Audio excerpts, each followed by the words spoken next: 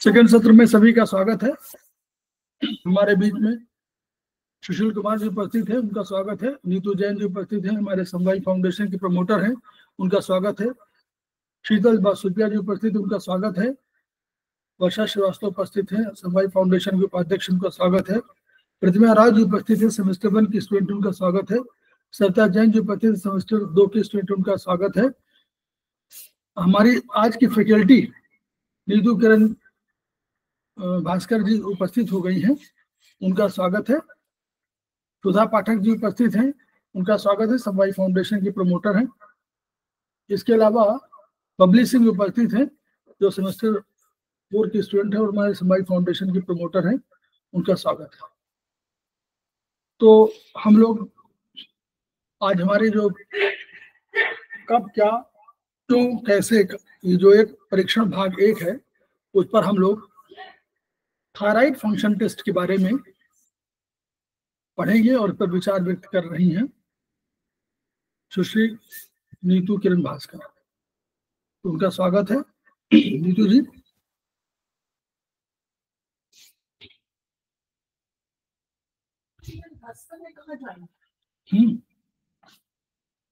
Join तो कर लिया था।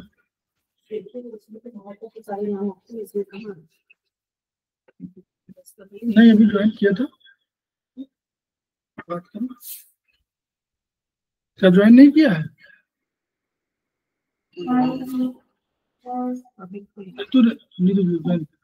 आगे मैम। स्वागत है आपका। एवरीवन। हाँ, स्वागत आपका। आप अपना शुरू करें, मैं शेयर करता हूँ। Okay sir. नमस्ते मैम। नमस्ते नमस्ते।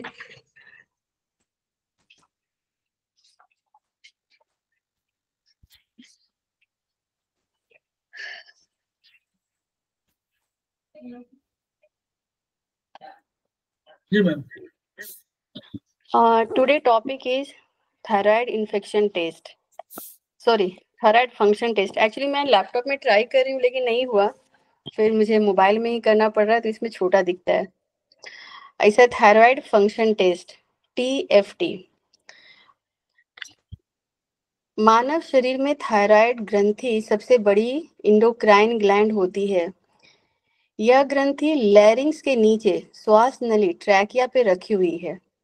इसके 2 लोब्स अंग्रेजी के अक्षर H के आकार में कॉर्ड से जुड़े हुए होते हैं। पूर्ण विकसित व्यक्तियों में दोनों लोब्स का भार 15 से 20 ग्राम और जीवित शरीर में इसका रंग गुलाबी भूरा रंग होता है। हम लोग सभी लोग जानते हैं कि थायराइड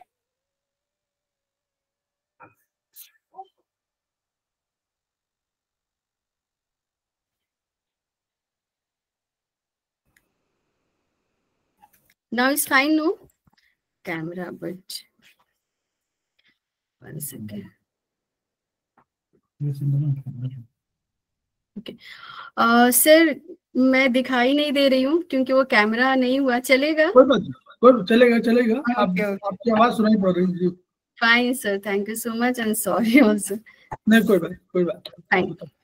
हमें जैसे पता है कि थायराइड ग्लैंड हमारे शरीर का, ह्यूमन बीइंग का सबसे बड़ा ग्लैंड होता है। वो यहाँ पे लिखा है H शेप का होता है। हम लोगों ने ये भी पढ़ा कि वो बटरफ्लाई शेप का थायराइड ग्लैंड होता है।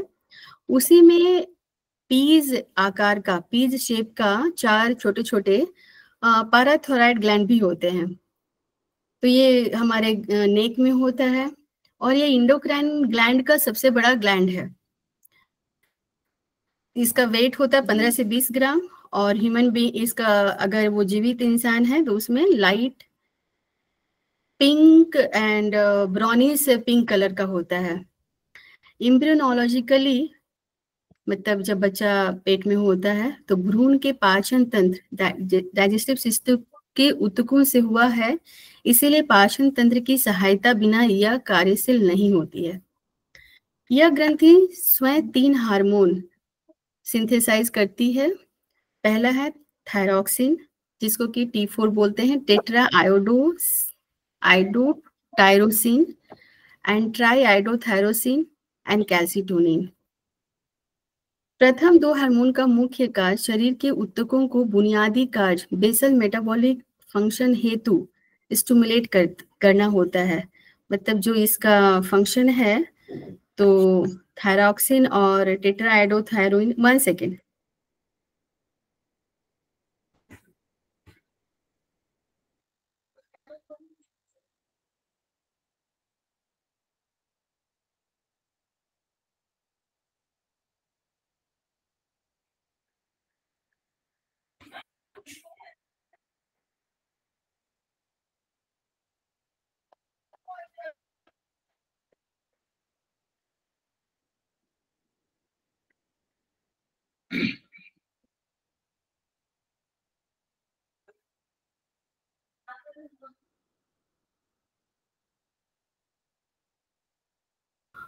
Sir I can't see the sharing, whatever you have share. No, मैं उसको मुझे दिख नहीं रहा है।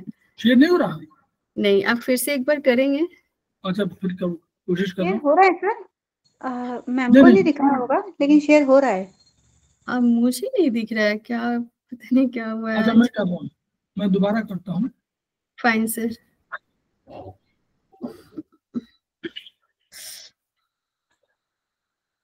नहीं तो फिर मैं फिर से मुझे इसमें जाना पड़ेगा।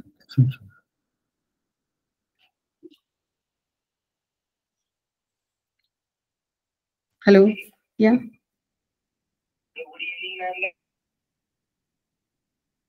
अब हो रहा है? सर हमें तो दिख रहा है। सर मुझे आपका नाम दिख रहा है, स्क्रीन नहीं आ रहा। ठीक है सर, मैं फिर से एक बार। नहीं, आपको अब नहीं शो नहीं हो रहा? सर एक्चुअली इंस्ट्रूमेंट मेरे लिए नया है, इसीलिए मुझे दिक्कत हो रहा है। नहीं तो फिर से मैं मोबाइल से ही लॉगिन करती हूँ।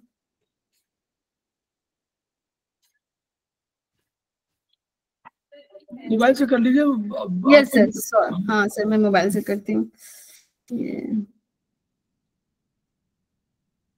ठीक है सर, इसको ऑफ कर दीजिए।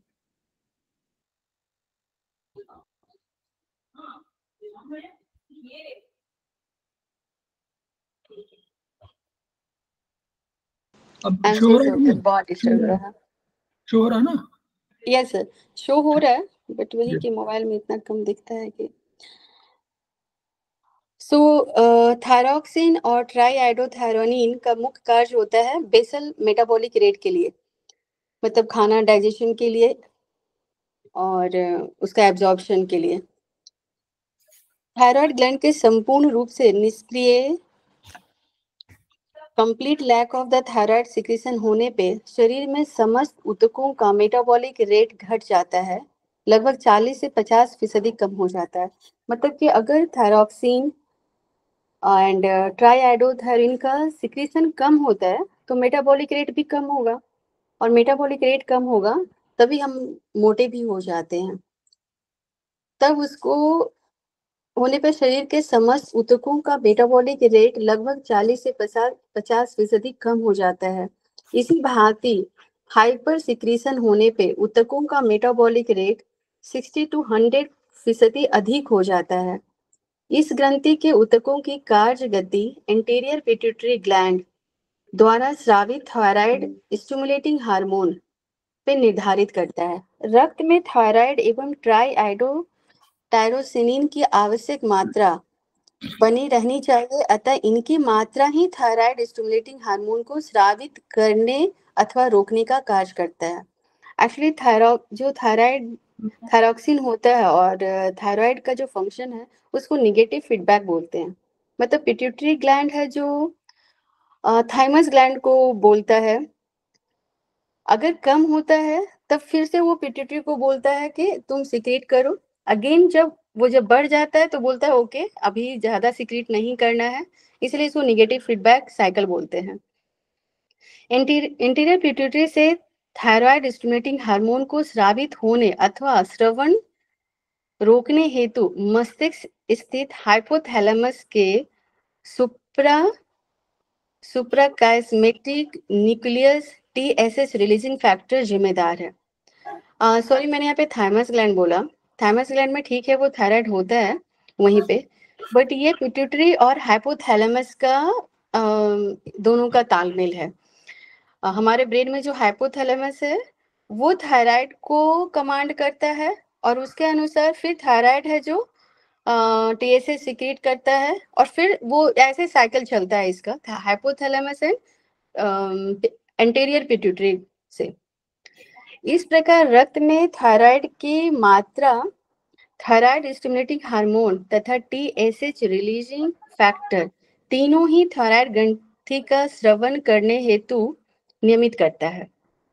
मेनली थायराइड स्टिमुलेटिंग जो हार्मोन है वो थायराइड उस तब जाके T3 एंड T4 सीक्रेट होता है। यदि एक now basal metabolic rate BMR यदि एक कोशिका को एक मानव की संज्ञा के लिए दी जाए तो BMR की रूपरेखा समझी जा सकती है। प्रत्येक मानव को अपने आप को जीवित रखने हेतु कुछ न कुछ कम कार्य करना पड़ता है। यह काम कितना और किस गति से हो, 50% कार्य का स्वयं करता है, जिसमें जीवन अधिक समय तक संभव नहीं है। 50% कार्य थायरॉक्सिन अपने प्रभाव से करता है। इस प्रकार कोशिकाओं को स्वस्थ रहने के लिए एवं सामान्य जीवन बिताने हेतु थायरॉक्सिन का नितांत आवश्यकता होता है। एक निष्क्रिय व्यक्ति को 65 से 70 कैलोरी ऊर्जा पर घंटा आवर चाहिए, 65 to 70 कैलोरी पर आवर चाहिए। सर नेक्स्ट पे, थायरॉक्सिन सिंथेसिस। थायरॉक्सिन संश्लेषण हेतु निम्न तत्वों की आवश्यकता होती है। थायराइड ग्रंथि के विशिष्ट ऊतक, भोजन में आयोडीन की मात्रा जो कि नॉर्मल है 160 माइक्रोग्राम पर डे, विशिष्ट protein that is known as thyroglobin जो कि थायराइड ऊतक ही निर्मित करता है। फोर्थ वन, टायरोसिन आयोडाइनाइज जो कि थायराइड कोशिकाओं में ही निर्मित होता है। यहाँ पे ये है कि थायरॉक्सिन को सिंथेसिस करने के लिए 4 फैक्टर्स नीड है, जो है थायराइड ग्रंथि का विशेष टिश्यू, हमें भोजन में एक विशेष 160 माइक्रोग्राम पर डे आयोडीन लेना है। अगर नहीं लेते हैं तो फिर थायराइड ग्लैंड गड़बड़ करता है और थायरॉक्सिन का सिंथेसिस भी ठीक से नहीं होता है। थर्ड है थायरोग्लोबुलिन एंड एंजाइम है tyrosine iodinase. So enzyme, protein, iodine and tissue. Thyroxine का निर्माण अविरल होता रहे, कंटिन्यूअस होता रहे, इसके लिए थायराइड की एसेनिन में इतनी मात्रा थायरॉक्सिन की एकत्र रहती है कि थायराइड के निष्क्रिय होने पे व्यक्ति में रोग के लक्षण 6 से 8 माह पश्चात दिखाई पड़ता है। मतलब इसमें ऑलरेडी इतना है कि इमीडिएट इफेक्ट दिखाई नहीं देता, बल्कि 6 to 8 मंथ्स के बाद उसका इफेक्ट दिखाई देता है। इसी प्रकार thyroid tissue 5000 to 7000 microgram iodine का संग्रह भी रखते हैं। रक्त में थायरोग्लोबिन से थायरॉक्सिन, ट्राई डाई एवं mono iodothyronine T4, T3, T2 and T1 निकलकर प्रवाह में आ जाते हैं। इनका 99% भाग रक्त में मौजूद विशिष्ट ग्लोबुलिन में मिल जाता है। कुछ भाग एल्बुमिन से कोशिकाओं में प्रवेश करने हेतु ये ग्लोबुलिन से अलग होकर with the help of the blood protease enzyme कोशिका के अंदर के कोशिका में मौजूद प्रोटीन से बंध जाते हैं और धीरे धीरे कोशिका के न्यूक्लियस को नियंत्रित करते हैं। थायरॉक्सिन स्वयं एक एसिडिक तत्व है जिसका अणुभार, जिसका कुछ एटॉमिक वेट है। यह जल में अघुलनशील है किंतु लिपिड एवं अल्कोहल में आसानी से घुल जाता है। मतलब थायरॉक्सिन है जो एसिडिक है, इसका नेचर एसिडिक है, उसका कुछ वेट भी होता है, बट ये वाटर में सॉल्युबल नहीं है। तो फैट्स में, लिपिड में, अल्कोहल में ये इजिली घुल जाता है। कोशिकाओं का इसका प्रभाव देर से 4 to 6 डेज से प्रारंभ होता है और देर तक हाफ लाइफ पीरियड इसका 15 डेज है। ये हार्मोन यूं तो सभी कोशिकाओं को नष्ट हो जाता है, किंतु लीवर एवं किडनी में इसके विशिष्ट नष्ट होने के ऊतक हैं। इसके उत्सर्जन यूरिन में सल्फेट या ग्लूकोनाइड के साथ कंजुगेशन के पश्चात होता है। अभी है ब्लड लेवल। आयोडीन पाचन तंत्र से तथा थायरॉक्सिन, ट्राइआयोडोटायरोसिनिन तीनों तत्व रक्त प्रोटीन में बंध जाते हैं। इन्हें सीरम एसएस पे सही मात्रा का अनुमान मिलता है। समान सीरम थायरोग्लोबिन लेवल है 6 ग्राम पर ml। भोजन में आयोडीन कितना चाहिए? 150 माइक्रोग्राम प्रतिदिन। समान सेरम आयोडीन का लेवल क्या है? 0.3 माइक्रोग्राम पर 100 मिलीलीटर। थायराइड में प्रवेश करने वाले आयोडीन की मात्रा है 120 माइक्रोग्राम पर डे। थायराइड से हार्मोन के रूप में निकलने वाले आयोडीन की मात्रा 80 माइक्रोग्राम पर डे है। शेष 40 माइक्रोग्राम आयोडीन ECF में आ जाता है। Sir next please. थायराइड ऊतक के अलावा अन्य ऊतक जो कि आयोडीन ग्रहण करता है, salivary glands, gastric mucosa, placenta, ciliary body जो हमारे आंख में होता है, कुर्वाइड प्लेक्सेस एवं मेमरी ग्लैंड। मतलब आयोडीन का सिर्फ थायराइड ग्लैंड है जो जिसको जरूरत नहीं है, बल्कि सैलिवरी ग्लैंड भी आयोडीन को लेता है। गैस्ट्रिक म्यूकोसा लेता है, प्लासेंटा लेता है, हमारे आंखों में जो सिलियरी आइस में होता है सिलियरी बॉडी वो लेता है, कुर्वाइड प्लेक्सेस एवं मेमरी ग्लैंड्स भी लेता है। समान प्लाज्मा थायरोक्सिन T4 का लेवल है 8 माइक्रोग्राम पर 100 मिलीलीटर। ट्राइआयोडोटायरोसिन का लेवल है जिसे T3 बोलते हैं। ट्राई मीन्स 3, तो T3 का लेवल है 0.15 माइक्रोग्राम पर 100 millilitre. Thyroid stimulating hormone that is the TSH, उसका लेवल है 110 माइक्रोग्राम पर 100 मिलीलीटर प्लाज्मा में। TSH का सिक्रेशन अधिकतम शाम 9 बजे से होता है और आधी रात के पश्चात कम होने लगता है। इसकी सक्रियता हाफ लाइफ पीरियड 60 मिनट रहती है। TSH का मुख्य कार्य है प्रोटीन के साथ आयोडीन को बांधना। ऐसे भी ये रात में 9 बजे से आधी रात मतलब 12 बजे तक, तो 3 से 4 घंटा ये ज्यादा रूप से सिक्रीट होता है, इसीलिए ये स्लीपिंग टाइम बोला जाता है। मतलब ये भी एक अच्छा है कि हमें इस टाइम में सोने से ये अच्छे से सिक्रीट होता है। और इसका TSH का सबसे मेन काम क्या होता है? प्रोटीन के साथ आयोडीन को बांध देता है। मतलब अगर TSH सिक्रीट नहीं होगा और हम फिर भी अच्छे से आयोडीन ले रहे हैं खाने में, फिर भी वो हमें काम नहीं आएगा, क्योंकि जो TSH है वही आयोडीन को प्रोटीन के साथ ऐड करता है। पाचन तंत्र से आयोडीन रक्त में, मतलब डाइजेस्टिव सिस्टम से आयोडीन को ब्लड में देता है। थायरोग्लोबिन से थायरोक्सिन को रक्त में ट्रांसपोर्ट करता है। थायराइड फंक्शन टेस्ट कब आवश्यक है? कभी भी डॉक्टर हमें जब TSH, T3, T4 का किस कंडीशन में वो सजेस्ट करते हैं उसको यहाँ पे मेंशन किया हुआ है। बढ़ते बच्चों में यदि उनकी ग्रोथ समयानुकूल ना हो, बच्चे का ग्रोथ ठीक से नहीं हो रहा है, जितना उनका हाइट होना चाहिए, जितना उनका वेट होना चाहिए नहीं हो पाता है, तो डॉक्टर TSH का या किसी भी थायराइड फंक्शन TFT का टेस्ट करने को बोलते हैं। अगर बच्चे का उठकर बैठना, पेट के बल खिसकना, घुटनों के बल चलना, पैर पे खड़े होने जैसे काम में माइलस्टोन वो कहलाते हैं। मतलब अगर ये सब काम नहीं कर रहे हैं तो डॉक्टर्स कहते हैं कि आप TFT कराओ। लड़कियों का समय पे मैच्योरिटी होना, डिलेड गर्लहुड, जब लड़कियां समय पे मैच्योर नहीं होती हैं। महिलाओं में अनियमित पीरियड्स होना, इरेगुलर मेंस्ट्रुएशन। महिलाओं में इनफर्टिलिटी होना। महिलाओं में सुस्ती आना, शरीर का भार बढ़ना, मतलब लेजीनेस फील करना, बॉडी वेट बढ़ जाता है। पुरुषों में इम्पोटेंसी होना। ग्वाइटर, गले में थायराइड लोब्स के फूलने से बहुत पहले ही सेरम थायरोक्सिन स्तर में परिवर्तन आ जाते हैं। अतः लक्षणों के एहसास होते ही ये परीक्षण आवश्यक होते हैं। मेनली ये हमारे गर्दन जब स्वेल दिखता है तो ये फिजिकली हम समझते हैं कि हमें टीएफटी करवाना चाहिए क्योंकि वो स्वेलिंग हो जाता है। उपरोक्त ज्ञान पे आधारित थायराइड फंक्शन टेस्ट किए जाते हैं। अभी नीचे ये पढ़ना है कि क्या क्या टेस्ट करवाए जाते हैं जिससे ये पता चलता है कि हमें थायराइड ग्लैंड की गड़बड़ है।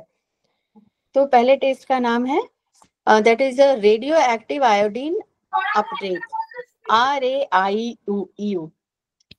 ये इसका फुल फॉर्म है रेडियो एक्टिव आयोडीन अपटेक 131। यह मार्क आयोडीन थायराइड द्वारा ग्रहण किया जाता चाहिए। आयोडीन का डोज 10 माइक्रो CI देने के 24 घंटे के बाद इसकी मात्रा विशिष्ट उपकरण से मापी जाती है। एक सामान्य कार्यशील थायराइड ग्लैंड 15 से 35 मार्क आयोडीन की उपस्थिति दर्शाती है। ये एक नॉर्मल रेंज है 15 से 35%।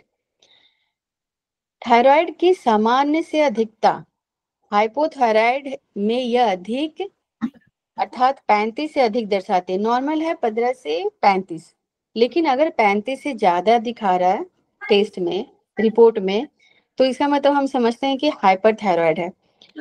बहुत सारे हमेशा मतलब ऐसा कभी फील होता है कि हाइपो क्या है और हाइपर क्या है। तो हाइपर का मतलब हो जाता है कि सिक्रीशन ज्यादा हो रहा है, और सिक्रीशन ज्यादा होने से मेटाबॉलिक रेट बढ़ जाता है जिससे हमारा वेट घट जाता है। और हाइपोथायराइड का मतलब होता है TSH का सिक्रीशन कम है तो मेटाबॉलिक रेट कम हो जाता है तो हमारा बॉडी वेट बढ़ जाता है। तो हाइपोथायराइड में वेट बढ़ जाता है और हाइपरथायराइड में हमारा वेट घट जाता है मोस्ट ऑफ द कंडीशन में। लेकिन नॉर्मली भी है कि वो कुछ भी वेट का इतना ज्यादा नहीं है, but this is the one thing. तो थायराइड की सामान्य से अधिक अगर ज्यादा वर्क हो रहा है तब उसमें प्रतिशत 35 से ज्यादा देखा जाता है। इसी भांति एंडेमिक ग्वाइटर के रोगी में इसकी वैल्यू सामान्य से अधिक पाई जाती है। मतलब एंडेमिक ग्वाइटर है तो भी वो ज्यादा होता है, हाइपरथायराइड है तो भी ज्यादा उसका नॉर्मल से ज्यादा होता है। थायराइड की सामान्य से कम कार्यशीलता जिसको बोलते हैं हाइपोथायराइड, इसमें वैल्यू सामान्य से कम होता है। मतलब 15 से 35 है तो 15 से कम रहेगा तब हम समझते हैं कि वो हाइपोथायराइड है। दिए गए सामान्य मार्क आयोडीन के शेष भाग सूत्र में 30 to 60% उत्सर्जन होना चाहिए। तो इसका निष्कर्ष क्या है? यह परीक्षण थायराइड ग्लैंड कोशिकाओं द्वारा आयोडीन ग्रहण करने की क्षमता का घोतक है, अर्थात आंत में इंटेस्टाइन में आयोडीन का प्रॉपर एब्जॉर्प्शन एवं ग्लैंड में एकत्र होना। सेकेंड टेस्ट का नाम है असेसमेंट ऑफ सेरम PBI 131। इसे प्रोटीन बॉन्ड आयोडीन, PBI मतलब इस protein bond iodine test. Mark iodine 131 thyroid gland में उपयोग होकर इस हार्मोन के साथ मौजूद आयोडीन को प्रोटीन बॉन्ड आयोडीन की संज्ञा दी गई है जिसका मान सामान्यतः 35% होना चाहिए। इसका मान हाइपरथायराइडिज्म में 50 से अधिक देखा जाता है। हॉशिमोटो में आयोडीन का अपटेक समान होने के बावजूद प्रोटीन बॉन्ड आयोडीन PBI का मान 50 से अधिक होता है। थर्ड टेस्ट है blood value. Serum protein bond iodine उसका समान मात्रा है 4 to 8 माइक्रोग्राम परसेंटेज। हाइपरथायराइडिज्म में 8 माइक्रोन ग्राम परसेंटेज से अधिक होता है। हाइपोथायराइड ग्राम परसेंटेज से कम होता है। So normal value is 4 to 8, तो हाइपर में 8 से ज्यादा होगा एंड हाइपो में 3 से कम होगा। किंतु दोनों श्रेणियों में कुछ मरीजों पे समान स्तर भी पाए गए हैं। यह मान रक्त प्रोटीन स्तर होने पे हाइपोप्रोटीनेमिया आज कम आएगा। सेकेंड, सीरम स्तर, serum thyroid level, ELISA technique 4 to 11 microgram percentage. Hyperthyroidism 12 microgram से अधिक होता है। हाइपो में 2.5 ग्राम से कम। Because normal range is 4 to 11, तो हाइपर में 12 से ज्यादा एंड हाइपो में 2.5 से कम। सेरम टी अस्तर, serum triiodo tyrosine level, radio amino tech 100 to 250 microgram percentage, hyperthyroidism 350 microgram से अधिक, हाइपोथायरॉयडिज्म 100 माइक्रोग्राम से कम। Fourth, serum TSH level. Sir next page. Radio immuno technique 0 to 3 micro unit per millilitre, औसत मान 1.6 micro unit per millilitre. इसका मान कम होना दर्शाता है कि रोगी में हाइपोथायरॉयडिज्म प्राइमरी वर्ग की है। Plasma tyrosine level, plasma tyrosine level is tyrosine वह अमीनो एसिड है जो थायरॉक्सिन के सिंथेसिस हेतु आवश्यक है। टायरोसिन एक अमीनो एसिड है जो कि थायरॉक्सिन के सिंथेसिस के लिए जरूरी होता है। इसका सामान्य लेवल है 11.8 plus minus 0.4, I mean 11.24 to 12.2 microgram पर मिलीलीटर। हाइपरथायरॉयडिज्म के 70% रोगियों में इसका मान बढ़ा हुआ पाया जाता है। हाइपोथायरॉयडिज्म के 100% रोगियों में इसका मान 9.8 माइक्रोग्राम पर मिलीलीटर देखा गया है। उपरोक्त प्रथम चार सेरम प्लाज्मा मान थायराइड ग्लैंड एवं एंटीरियर पिट्यूटरी ग्लैंड के रिश्तों को स्पष्ट करते हैं तथा प्लाज्मा टायरोसिन लेवल थायरॉक्सिन संश्लेषण हेतु उपलब्ध एमिनो एसिड की अवेलेबिलिटी सिद्ध करता है, जो कि भोजन के संबंध है। उपरोक्त परीक्षणों के अलावा थायराइड हार्मोन के मेटाबॉलिक प्रभावों का अध्ययन भी रोग पहचानने में मदद करते हैं। इसमें है बेसल मेटाबॉलिक रेट। यह परीक्षण शरीर द्वारा उत्सर्जित ऊर्जा को मापने पर आधारित है। तो इसका सामान्य लेवल क्या है? 10 to plus 10% that is the 40 kilo calorie per metre square per hour. Hyperthyroidism में +50 to +75% एंड हाइपो में -30 to -60%। थायरॉक्सिन के अलावा अन्य फैक्टर्स जो कि BRM के मान को घटाते बढ़ाते हैं। भोजन लेने के पश्चात शारीरिक क्रियाएं, वातावरण का तापक्रम, व्यक्ति की ऊंचाई, भार एवं शरीर की सतही क्षेत्रफल, उम्र, सेक्स, गर्भावस्था, स्तनपान, मानसिक स्थिति एवं रक्त प्रवाह में एपिनेफ्रिन, नॉरएपिनेफ्रिन, मतलब BMR नापने के लिए इसीलिए जब देखते हैं तो सब लोग का अलग आता है, मेल का अलग, फीमेल का अलग। हाइट के अनुसार उनका BMI अलग होता है, वेट के अनुसार गलत अलग होता है, फिर टेम्परेचर अलग होता है। हम फिजिकल कितना एक्टिव है, कौन फिजिकल इनएक्टिव है, उसके अनुसार भी BMR रेट अलग होते हैं। And pregnant lady, lactating mothers, stress, ये सारा स्थिति है जो सब कुछ अलग होता है। BMR को निकालने के लिए बहुत सारे फैक्टर्स होते हैं। सेरम कोलेस्ट्रॉल लेवल, यह मान सामान्य से अधिक होना हाइपोथायरॉयडिज्म को पहचानने में मदद करता है। 90% इसके रोगियों में कोलेस्ट्रॉल मान अधिक पाया गया है। इन रोगियों के कोलेस्ट्रॉल का संश्लेषण बिगड़ा होता है और इससे उनका मेटाबॉलिक रेट घट जाता है, और जब मेटाबॉलिक रेट घटता है तब हम उसको हाइपोथायरॉयडिज्म कहते हैं। हाइपो वो हमेशा वो कम है तो उस that is the hypo. Serum creatinine level, hyperthyroidism के रोगियों में सेरम क्रेटिनिन लेवल सामान्य से अधिक पाया जाता है, जो कि 0.6 मिलीग्राम पर लेवल है सम। इन रोगियों का BMR सामान्य भी हो सकता है, ज्यादा भी हो सकता है और सामान्य भी हो सकता है। Serum uric acid level, myxoedema के ग्रसित पुरुषों तथा मेनोपॉज के बाद फीमेल में सेरम यूरिक एसिड का लेवल 6.5 to 11 मिलीग्राम परसेंटेज पाया जाता है। नोट, क्रिएटिनिन एवं यूरिक एसिड के मान रक्त में बढ़ने का सीधा तात्पर्य कोशिकाओं का हार्श डिस्ट्रक्शन होना होता है, जो कि इसे इंगित करता है कि कोशिकाओं का सामान्य रहने हेतु थायरोक्सिन आवश्यक है। Serum creatinine phosphokinase serum that is the level creatinine phosphate ADP उसमें ऐड होकर के इन प्रेजेंस ऑफ सीपीके और सीके क्रेटिनिन बनाता है और एटीपी बनाता है। एडीपी से एटीपी में एडिनो डाइफॉस्फेट से एडिनो ट्राइफॉस्फेट में कन्वर्ट होता है in the presence of CPK and CK, और केरेटिनिन है जो क्रिएटिनाइन बन जाता है।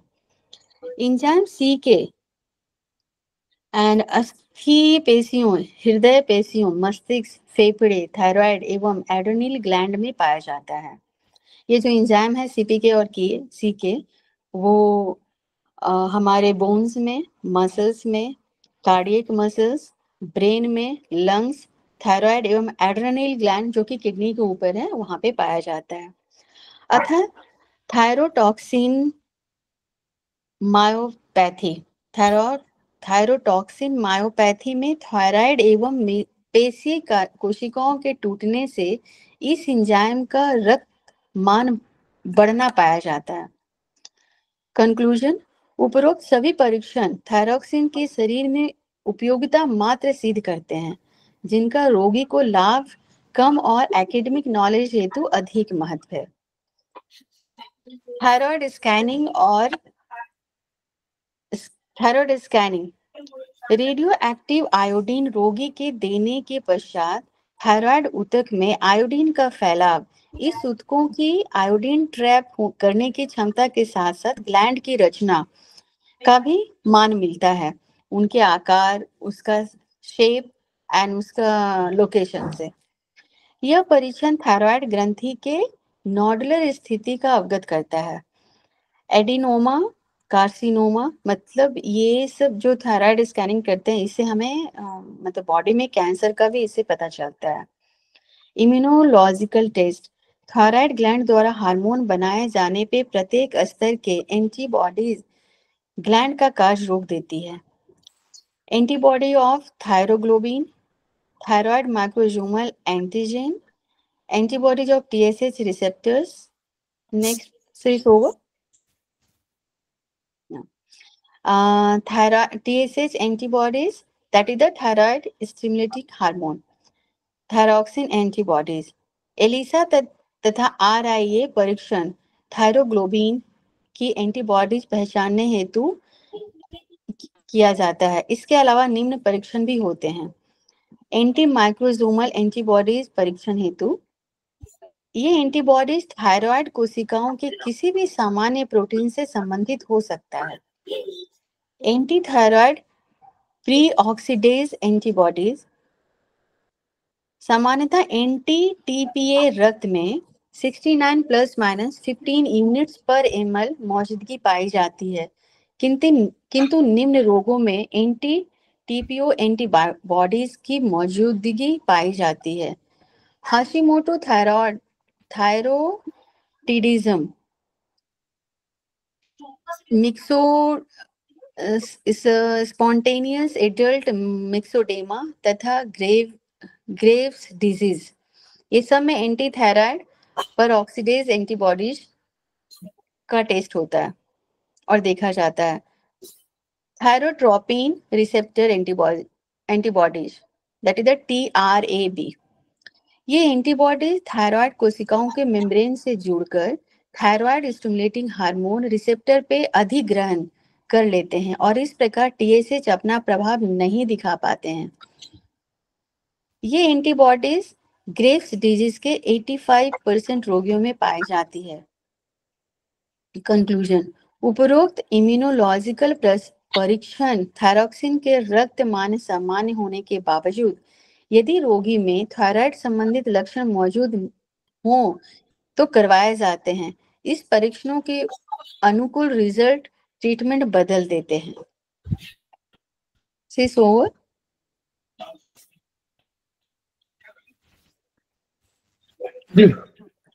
एक या अब आप लोगों ने इसको सुना और आप लोगों ने बेसिक शुरुआत में देखिए, पहला सेंटेंस ध्यान रखिएगा, शुरू कर देखिए। पहला सेंटेंस जिसमें लिखा हुआ था, मैडम ने बताया उसको,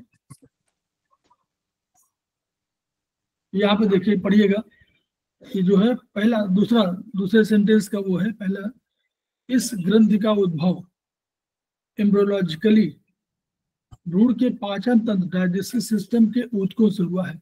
तो जब डाइजेस्टिव सिस्टम के टिश्यूज बन रहे थे तो ये डेवलप हुई, यानी मदर की जरूरत, मदर माने क्या हुआ, डाइजेस्टिव सिस्टम मदर है इसकी, इस ग्रंथ के लिए। तो जो डाइजेस्टिव सिस्टम को जितने प्रॉब्लम होंगी वो इससे जुड़ी होगी। तो इसलिए इस ग्रंथ का जो उद्देश्य है या इस ग्रंथ का जो रिजल्ट्स हैं वो डाइजेस्टिव सिस्टम में बहुत दोनों प्रभावित करेंगे। डाइजेस्टिव सिस्टम में प्रॉब्लम होगी तो ये प्रभावित होगा, इसमें प्रॉब्लम होगी तो डाइजेस्टिव सिस्टम प्रभावित होगा। इसीलिए एक कंसेप्ट है बेसल मेटाबॉलिक फंक्शन। ये क्या रेट है? ये रेट वो रेट है जिसमें हम अपना सारा काम करना चाहते हैं। हमको चाहिए खाना खाना है, दौड़ना है, खेलना है, कूदना है, पढ़ना है, सोना है, जागना, जो हमको एनर्जी की आवश्यकता है। एनर्जी किस रूप में हमारे यहाँ होती है, कोई बताएगा? एटीपी। मैडम तो आप मत बताइए ना, ये जो बतानी थी। तो एटीपी अणुओं के रूप में होती, तो एटीपी अणु की जहां जरूरत होगी तो वो बनेगा कहीं ना कहीं, उसको जरूरत है। तो यानी अगर मेसल मेटाबॉलिक फंक्शन के लिए हमको जितनी बुनियादी ऊर्जा चाहिए एक शरीर को चलने के लिए, दौड़ने के लिए, खेलने के लिए, उतनी ये हमको अगर दे नहीं पा रहा है तो इसका मतलब कि ऊर्जा की कमी है। और अगर ये दे रहा है और उससे अधिक दे रहा है तो हम अपने सारे काम को सुचारू रूप से कर सकते हैं। Basal metabolic general, in general जो क्या है केमिकल उसको जो क्लिनिकली क्या कह सकते हैं नहीं, लेकिन बेसल मेटाबॉलिक फंक्शन का यही है कि जो आपको ऊर्जा चाहिए वो है। प्लस इस ग्रंथ में 3 वो है, T3, T4, TSH। 2 T3, T4 दो। अच्छा इसको देखिए कितना वो है, आयोडीन थायराइड ग्रंथ के थायरॉक्सिन जो T3 है ना, थायरॉक्सिन हाँ, टेट्रा माने 4, T4। अब ये T4 वाले का जो डेवलपमेंट है T4, वो थायराइड कहाँ करता है, थायराइड ग्रंथ के विशिष्ट ऊतक, उसी के टिश्यू होंगे वो करेंगे। फिर विशिष्ट प्रोटीन थायरोग्लोबुलिन जो थायराइड ऊतक निर्मित करेंगे वही खुद करेंगे, ग्लोबुलिन ये प्रोटीन। फिर विशिष्ट एंजाइम जो थायराइड कोशिकाओं से निर्मित होंगे। इसमें केवल एक बाहर का एक फैक्टर जो है वो केवल आयोडीन है। तो एक तो ये T4 के लिए बहुत महत्वपूर्ण हम लोगों को समझ में आया कि हम लोग T4 जब भी कभी होगा तो यानी ये थायराइड ग्रंथ की वजह से ही होगा, और इसमें बाहर केवल आयोडीन फैक्टर है। आयोडीन केवल यही नहीं लेती, आयोडीन 3-4 और चीजें भी लेती हैं, वो भी आप आगे लिखा हो कि थायराइड अकेले यही नहीं लेता है थायराइड ग्रंथि, बल्कि आयोडीन का और भी कोई लेते हैं। ये देखिए सिलेवरी ग्लैंड्स, गैस्ट्रिक म्यूकोसा, जहाँ गैस्ट्रिक जूसेस जहाँ बनते हैं उसी के पास में, प्लेसेंटा में शुरुआत में, जब सिलरी बॉडी, कोराइड प्लेक्सस में, और मेमोरी ग्लैंड्स में। तो इन सब में भी थायराइड के अलावा जो आयोडीन ग्रहण करते हैं वो ये, एक तो ये हो गया। प्लस अच्छा मान लीजिए हमको, अब ये तो हम लोग थायराइड फंक्शन हम लोग करा लिया, हमको मालूम हो गया कि हमको थायराइड का T3, T4, TSH में कहीं गड़बड़ी है, ठीक, हम लोग समझ गए। तो मैं इसको शेयर करना बंद कर दूं तो हम लोग बात करें? Yes sir, no problem.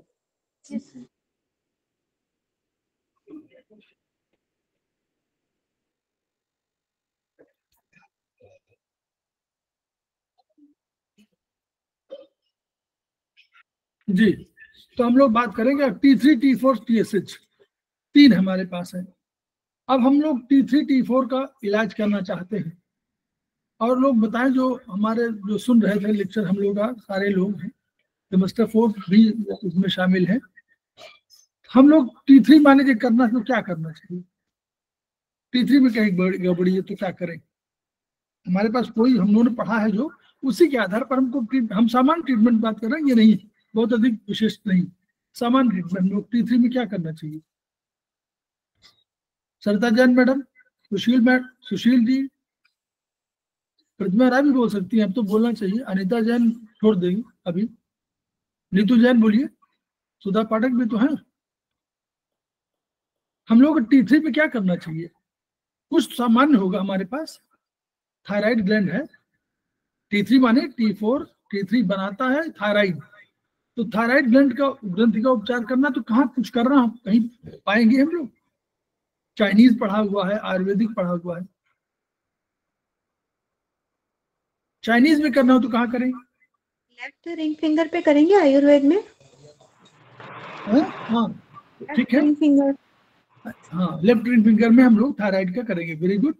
Middle joint में, ठीक, यानी पित्त जॉइंट में हम लोग थायराइड को हम लोग रखा हुआ है, थायराइड ग्लैंड को, तो हम लोग यहाँ मेथी लगा देंगे तो हमारा एक ट्रीटमेंट हो जाएगा। क्लियर? सरिता जैन, प्रतिमा राज, सब लोग सुनिए, Sushil Kumar ji.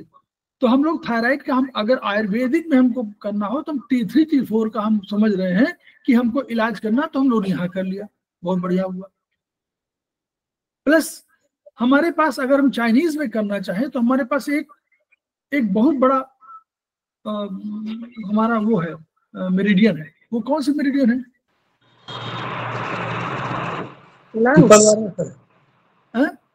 Triple warmer sir. Yes, very good, triple warmer. तो ट्रिपल वार्मर में हमको कोई पॉइंट मिलेगा? ट्रिपल वार्मर सर, T2 मिलेगा, T3 मिलेगा, ऐसे मिलेगा ना। तो T3 हमारे पिट्यूटरी के लिए, लेकिन T2 हमारा थायराइड और पैराथायराइड दोनों के लिए है। तो मैडम ने बताया था कि थायराइड ग्रंथ के ऊपर पैराथायराइड भी है। क्लियर? देखा, सुना था ना आपने? तो यानी पैराथायराइड भी कहीं रखा होगा हमने, तो पैराथायराइड भी हम लोग कर लेना चाहिए, कहीं उसकी वजह से प्रभावित न हो रहा है। हम ये नहीं कह रहे कि प्रभावित हो रहा, तो यानी थायराक्सिन के लिए, T3 T4 के लिए हम लोग 2 उंगलियों का इस्तेमाल कर सकते हैं, both ring finger, middle joint. ठीक, क्लियर? यहाँ तो कोई दिक्कत नहीं है कुछ उसमें आयुर्वेदिक में। प्लस हम लोग पिट्यूटरी ग्लैंड का हम लोग देखा है, तो वहां पर हम लोगों ने देखा, डॉक्टर वॉल के हिसाब से सोचिए, T3 T2 भी है, और उसके बाद हमारे पास एक TW1B भी होगा, कोई CMP पॉइंट भी होगा, तो we can use CMP point 2। Clear? दृष्टि दे रहा हूं, ऐसे समझिए, ऐसे पढ़िए। TW1B हमारे पास एक पॉइंट है, वी कैन यूज इट। और हम लोग क्या यूज कर सकते हैं?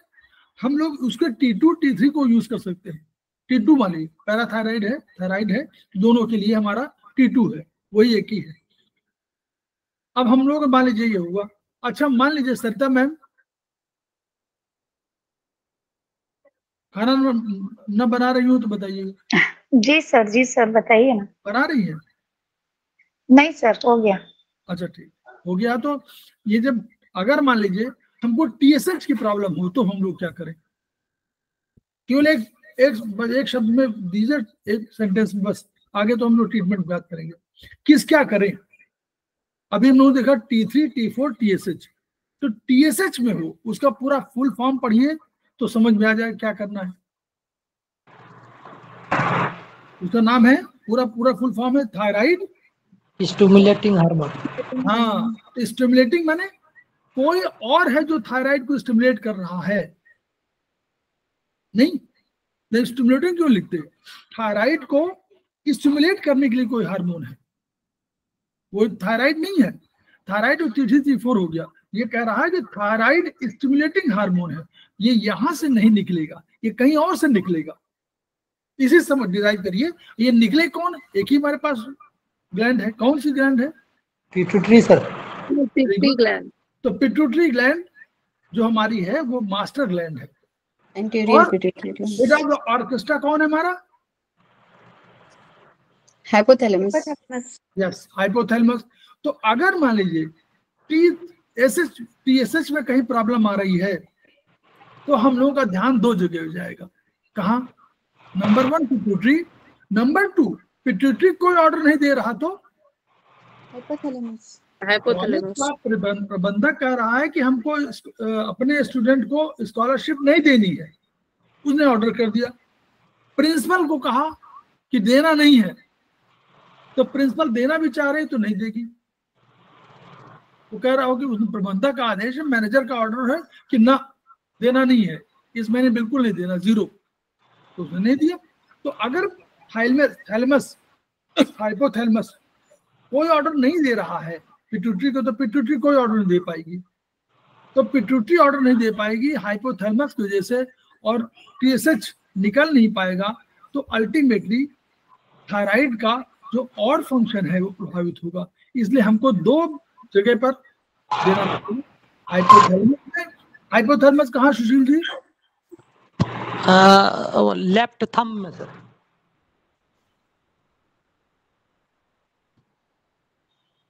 ऊपर जॉइंट, लेफ्ट वात जॉइंट। हाँ, लेफ्ट थंब वात जॉइंट। और पिट्यूटरी कहाँ है? ये 7 नंबर में है सर।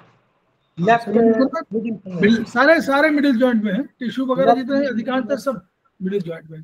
तो 7 नंबर पर, हमारे फिंगर नंबर 7 में पिट्यूटरी ग्लैंड है। तो हम लोग 2 जगह पर ट्रीटमेंट दे सकते हैं, सिंपल। हमको और टीएसएच में और जाना है तो हम लोग थायराइड का ही टेस्ट कर रहे हैं। थायराइड में ही प्रॉब्लम आ रही है, लेकिन प्रॉब्लम आ रही पिट्यूटरी की। तो हम लोग एक परंपरागत रूप से जो अभी यूज करते हैं नॉर्मली, उसमें क्या करते हैं, चक्र पर करते हैं, वो लेफ्ट थंब में करते हैं। क्योंकि चक्र वाला जो कंसेप्ट अभी आज पढ़ेंगे, यहाँ से शुरू होता है और यहाँ ऊपर आ जाता है। यहाँ शुरू हुआ, सर पे आ गया, पूरा जाता है ना ऊपर। चक्र माने बिल्कुल सीधी लाइन है, तो यहाँ थंब में जाता है। तो हम लोग उसमें क्या करते हैं कि चक्र के माध्यम से 5 चक्र नंबर 5, चक्र नंबर 5 क्या हो गया? पैराथायराइड हो गया ना। चक्र नंबर 5 को सिडेट करते हैं। चक्र नंबर 6 यानी हमारा थायराइड, उसको टोन करते हैं। और उसके अलावा चक्र नंबर 7 और 8 को भी टोन करते हैं। क्यों? हम लोग पढ़ाना भी पिट्यूटरी और हाइपोथैलेमस के लिए। Pituitary hypothalamus, yes. तो हम लोग उसको 6, 7, 8 में हम लोग उसको 5 सिडेट, 6, 7, 8 टोन कर देते हैं। तो हम लोग उसको पिट्यूटरी जो यहाँ पर है, जहाँ पर आप महिलाएं बिंदी लगाती हैं, उससे जस्ट पीछे पिट्यूटरी है। तो हम लोग उसका ट्रीटमेंट ये करते हैं, हमारे पास हुआ। और हम लोग समझते हैं तो एनसीएच में हम लोग दे देते हैं। अब लेटेस्ट और दे रहे हैं हम लोग, तो आयुर्वेद में एनसीएच में दे रहे हैं। एनसीएच में हम क्या देते हैं? एनसीएच में हम दे देते हैं एनसीएच। अब हमारा क्या है, हम लोग क्या अभी बात कर रहे थे, हाइपोथैलेमस और पिट्यूटरी दोनों ना, दोनों कहाँ पर है? दोनों कहाँ पर है? Left middle finger, left thumb sir. यहाँ कहाँ? ब्रेन में है ना, दोनों ब्रेन में है। अच्छा हाँ। 9 नंबर हम लोग ब्रेन को मानते हैं ना। जी 9 नंबर हम लोग किसको मानते हैं? ब्रेन को ना, जी। आयुर्वेद में जी सर। तो हम लोग एनसीएच 9 में ट्रीटमेंट दे रहे हैं। एनसीएच 9 में हम लोग दे रहे हैं, और वहां सिंपल सा ट्रीटमेंट है। एक रामबाण वाला है। रामबाण, सरिता जैन मैडम, रामबाण बताइए, ये तो बता दीजिए। 9 सिडेट सर 2, 3 सिडेट 1, 4 टोन। रामबाण तो एक ही है। 0 to 9 सिडेट है? क्या बोला था आपने? पहला क्या बोला था?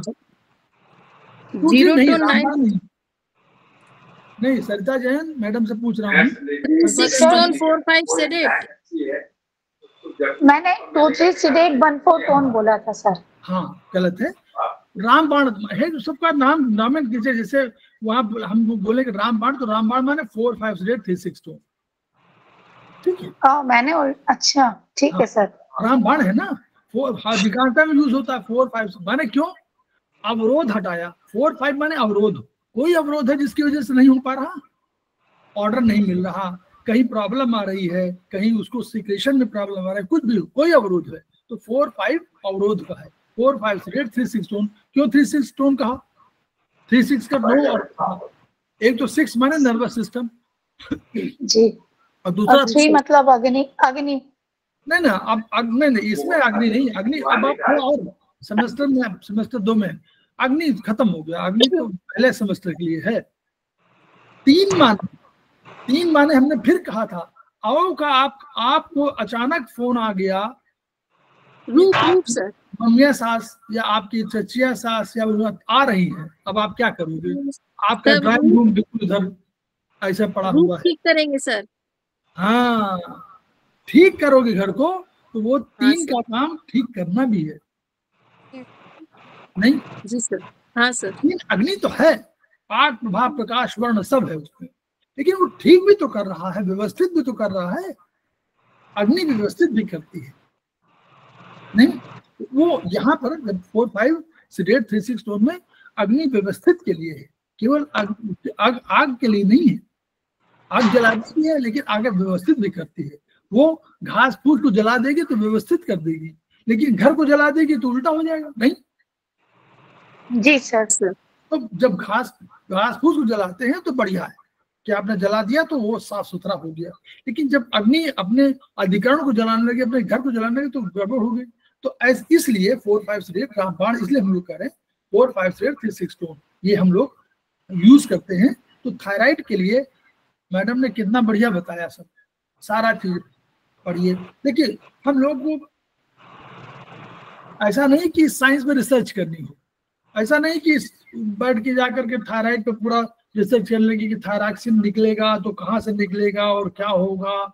ये हमको केवल रिपोर्ट, वो आया, उसने कहा बेसल मेटाबॉलिक रेट कम है, बीएमआर आएगा जरूर, बता रहा हूँ, सेमेस्टर 1 में भी आएगा, 2 में भी आएगा, बीएमआर आता है, बेसल मेटाबॉलिक रेट, आप समझ लीजिए, पढ़ लीजिए, आएगा जरूर, दोनों में आएगा। तो इसलिए वो फुल फॉर्म आता है, तो आप उसको जाने रहिए। वही है काम करने के लिए जो एनर्जी। एटीपी अणु क्या है ये बिल्कुल जानना जरूर, सब चीज जो चीज बताते जा रहे हैं 4-4 बार उसको तो क्या है? एटीपी अणु है, करेंसी है। जैसे नोट आप क्या चलते हैं 100 रुपया दे करके आप कोई सामान ले आते हैं, वैसे वहां एटीपी अणु है, उसी से ट्रांसफर होता है। एटीपी एडीपी में हो जाए तो एडीपी फिर एटीपी में, ये सब चलता रहता है। और बनाता कौन है? ग्लूकोज बनाता कौन है? माइटोकॉन्ड्रिया। और बनाता किससे है? ग्लूकोज और नहीं, अब प्रतिमा राम मत बोलिए, सरिता जैन बोले पहले, प्रतिमा राम बाद में बोलेंगे। सरिता जैन पहले बताइए, बनाता कौन है? जी सर। बनाता कौन है ये? पिट्यूटरी। सर मैं एक्चुअली क्वेश्चन नहीं सुन पाई सर। नहीं, ये हमारा जो एटीपी अणु है, बनाता कौन है? नहीं सर, नहीं पता मुझे। हाँ, ये देखिए, जो हम नॉर्मल बताते चलते हैं, इसीलिए बताते चलते हैं ताकि ये नहीं कि पढ़ाई ही केवल है, पढ़ाई के अलावा एटीपी अणु करेंसी, कैसी ऊर्जा की करेंसी है। बनता कहाँ है? जो ग्लूकोज आप खाती हैं, जो ग्लूकोज किसी रूप में खा लेती हैं, या मतलब ग्लूकोज नहीं, कार्बोहाइड्रेट, वो ग्लूकोज में कन्वर्ट होता है। ग्लूकोज और ऑक्सीजन दोनों मिल करके कहाँ खाना बनाते हैं। आप लोग खाना बनाते हैं, इसलिए मैं कह रहा हूँ कि आपको याद करना चाहिए कि खाना बनाने के लिए 2 चीज चाहिए ना, ईंधन, और ईंधन उसके साथ और सामान, दोनों चीज है ना। तो वो खाना बनाने का काम जो है माइटोकॉन्ड्रिया करती है बेचारी। तो वहां कौन करता है? वहां उसके साथ एक ग्लूकोज आता, ऑक्सीजन, दोनों आकर के मिल जाते हैं, तो वहां पर वो ऊर्जा बनाती है। और ऊर्जा बनाने के बाद कार्बन डाइऑक्साइड निकलता है, ठीक है, गैस निकलती है, जल निकलता है, और एटीपी अणु निकलते हैं, बनते हैं। तो इन्हीं एटीपी अणुओं से खेलने कूदने काम करने की सब एनर्जी मिलती है, इसलिए उसका। और इस सिस्टम का नाम है, जो ये साइकिल का नाम है, उसका नाम है क्रेब साइकिल। ये चीजें याद रख लीजिए, जो चीजें अभी नहीं किसी रूप में आपको याद आएंगी, याद रहेंगी, तो आपको क्रेब साइकिल आपको बहुत जानना नहीं। क्रेब साइकिल, एटीपी अणु, माइटोकॉन्ड्रिया, बनाता कौन है? ग्लूकोज बनाता है और ऑक्सीजन बनाते हैं, जल निकलता है, ऑक्सीजन निकलता है, और वो जल निकलती कार्बन डाइऑक्साइड, जल और एटीपी अणु, 3 चीज निकलती है। तो जल अपने आप यूज हो जाता है, गैस को निकाल देते हैं हम लोग बाहर नाक के माध्यम से, और एटीपी होता है। तो ये ना, इस तरह हम लोग को याद रखना है सबको, इन चीजों को। तो इन ऐसे हम लोगों को अपनी बातों को जो चीज किताब में तो भाई बहुत चीजें होंगी, हो सकता ना हो, लेकिन आपको जैसे बीएमआर आपने सुना, अब बीएमआर भूलिएगा नहीं कि थायराइड के केस में है ये बीएमआर, इसका नाम बेसल, बेसल माने कितना न्यूनतम, बेसल माने बिल्कुल बेस, बेस माने बेसल, बेस माने बेस माने क्या आता था, भूतल, तो भूतल वाला मतलब मिनिमम बेसल मेटाबॉलिक रेट, कोई क्या होना चाहिए, कितना ऊर्जा चाहिए, वो इस तरह हम लोग पढ़ेंगे। और हम लोग अभी तो समझ में आएगा कि हाँ नहीं ठीक है हम लोग पढ़ रहे हैं, नहीं तो बाद में हुआ कि आपने कहा कि डेली क्लास अटेंड कर रहे हैं, उन्होंने आप पढ़ा तो आपने नहीं कुछ, तो ऐसे हम लोग समझेंगे और तब हम लोग धीरे धीरे अपने को अधिक तैयार करते जाएंगे।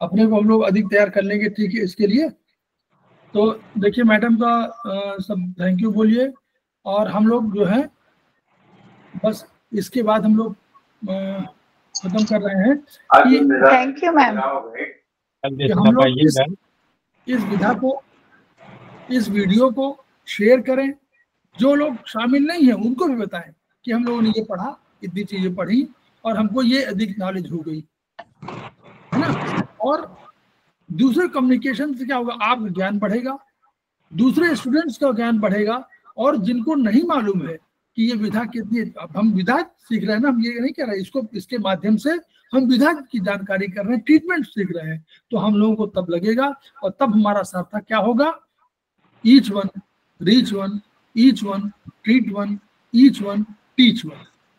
इन्हीं शब्दों के साथ हम लोग अभी वीडियो समाप्त करते हैं। मैडम को धन्यवाद दे दीजिए। Thank you so much. Thank you ma'am, thank you ma'am. प्रणाम सर।